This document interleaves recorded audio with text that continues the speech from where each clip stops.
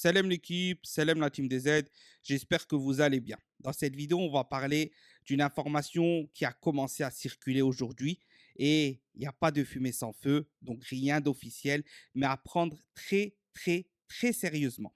Donc, je vais récapituler un peu ce qui s'est dit, etc. On va en débattre et on va voir pourquoi c'est très grave si ça se passe et si ça se confirme. Et je vous dis sincèrement, il y a 80% de chances que ça se confirme. J'ai quasi aucun doute et je vais vous expliquer pourquoi.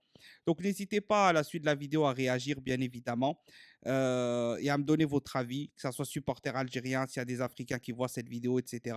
N'hésitez pas à me dire ce que vous en pensez. Est-ce que ça va se passer, ça va pas se passer, etc., etc. Et si ça se passe, qu'est-ce que vous en pensez? Bon, on récapitule. Concrètement, l'info qui commence à émerger, qui commence à sortir.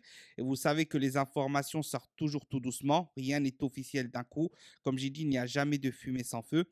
D'accord? Donc, la CAN 2025 serait reportée ou annulée. On parle de la CAN 2025, pas celle qui arrive en 2024, de la CAN 2025. D'accord? Et si ça se passe, et avant de rentrer dans les détails, encore une fois, on prend l'Afrique pour la poubelle du football. La poubelle du football, c'est l'Afrique. En gros, à chaque fois, déjà les cannes en hiver. Va falloir arrêter avec ça définitivement.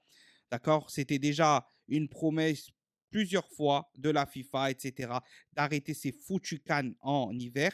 Et là, ça commence de plus en plus à bien faire parce que nos joueurs sont pénalisés. On peut le voir, nous, avec l'OGC Nice actuellement. Nos joueurs, qu'est-ce qu'ils subissent? On voit que la plupart des joueurs algériens ne sont pas dans les plans de jeu de leur coach, pas parce qu'ils sont mauvais ou ça, parce que tout simplement, et les coachs ont des fois peut-être aussi raison, ils se préparent une équipe type parce que à la CAN en janvier, quand les joueurs doivent partir, eux, ils doivent se débrouiller pour gagner des points. Et l'intersaison, elle est cruciale. Elle a toujours été cruciale dans le football. Donc, je peux comprendre aussi les coachs. Mais ça, c'est à la FIFA de réguler ça. C'est à la CAF de réguler ça. Mais non, encore une fois, on privilégie toujours l'Europe. On privilégie toujours les autres continents.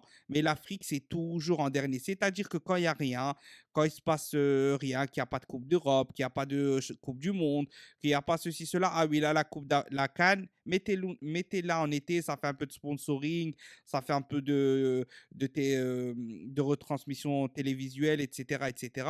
Mais quand ça va pas ou quand ça nous gêne, allez, on la fout en décembre, on la reporte, etc., 6 mois avant une Coupe du Monde, etc. Parce que oui, c'est ce qui peut se passer. On parle d'abord d'un report, plutôt d'un report, parce qu'on ne va pas parler d'annulation directe, on va parler d'un report. Donc normalement, une CAN se joue quoi qu'il arrive en été. La plupart du temps, quand on la joue en hiver, c'est parce que les stades, les pays ne sont pas prêts. Ça aussi, il va falloir arrêter. Il faut arrêter de donner des compétitions à des équipes africaines qui n'ont pas les moyens d'organiser une compétition. D'accord? Des pays africains qui ont les moyens d'organiser une vraie Coupe d'Afrique, il n'y en a pas 50. L'Égypte, l'Algérie, le Maroc, l'Afrique du Sud. Ce sont les quatre principaux. Après, tu peux en avoir un ou deux qui peuvent se débrouiller pour faire une très bonne canne, mais ça s'arrête là. Le Cameroun, c'était catastrophique. Désolé aux Camerounais, mais c'est la vérité. La Côte d'Ivoire, on voit qu'ils sont toujours pas prêts à quelques mois. On voit que, par exemple, l'Algérie a organisé une CHAN, le Maroc organise des Coupes du Monde de clubs, etc. Et les deux font de très belles choses. Au final, c'est des très bonnes organisations. Et sans vraiment forcer, sans mettre genre tous les moyens à disposition, en faisant un truc propre parce qu'ils sont capables d'organiser des compétitions. Ça, c'est un autre sujet. Donc, là, on reporterait une canne, pas parce que les équipes africaines ne sont pas prêtes, pas parce que le continent n'est pas prêt, non, pour privilégier l'Europe. Parce que bien évidemment, il est hors de question, et ça, vous pouvez être sûr à 100% que si cette Coupe du Monde des clubs se confirme, etc., avec autant d'équipes, etc., je crois, ouais, 12 équipes avec une seule équipe africaine, le Wydad de Casablanca, El Ahly, je crois aussi, mais je ne suis pas sûr. Mais en tout cas, avec ouais, une vingtaine d'équipes, je crois, un truc comme ça, vous pensez qu'ils vont faire jouer le Real de Madrid en hiver? Vous pensez qu'ils vont faire jouer le Real de Madrid en hiver, d'accord? Et qu'ils vont donc faire une saison très compliquée pour gagner la Ligue des Champions? Impossible. Ils vont mettre encore une fois l'Afrique dans la poubelle du football, c'est-à-dire au ras des pâquerettes, c'est là où on les met tout au fond, en dernier recours. On utilise les derniers mois, janvier, février, là où on va dire les clubs sont le plus tranquilles, c'est le mercato hivernal. Nous, on fout la canne et les Africains, ils aucun se débrouillent entre eux. Voilà ce qui a de fortes chances de se passer. Donc là, vous me direz, bah, écoutez, on a l'habitude, etc., etc. On a l'habitude, oui, mais il y a la Coupe du Monde 2026, 6 mois après. Tu fais ça, tu fais une saison quasi blanche pour les joueurs africains. Quasi blanche, parce qu'ils vont être boycottés dans leur club, on le sait tous encore une fois. Et donc, tu as le boycott. Et donc, un an après, ils vont faire une saison très moyenne, les joueurs africains, pour ensuite faire une Coupe du Monde très, très compliquée, dans un nouveau format, etc. etc. C'est vraiment là, encore plus, on disait qu'on allait laisser une chance aux équipes africaines d'être plus nombreuses en Coupe du Monde, mais en fait, tu les tacles par derrière d'une façon très sournoise et franchement dégueulasse. On va pas se mentir, s'ils font ça, c'est vraiment encore une fois dégueulasse, un manque de respect de la FIFA.